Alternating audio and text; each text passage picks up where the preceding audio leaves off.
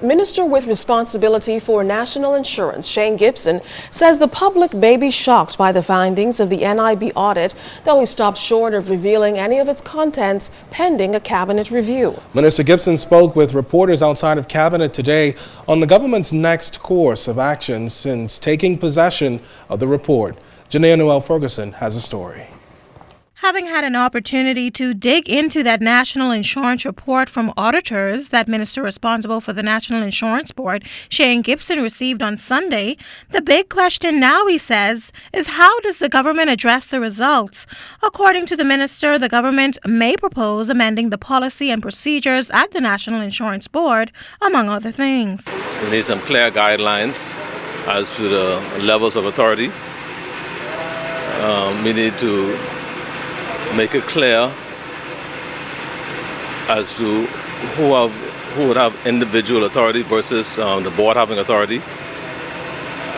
I think one thing that is very apparent in the report is the fact that some individuals thought that their position gave them more authority than it did. Now, after having an opportunity to view that report, Minister with responsibility of NIB, Shane Gibson, says the results are much worse than expected. As far as I'm concerned, it's shocking to me. It's even worse than I thought it would be.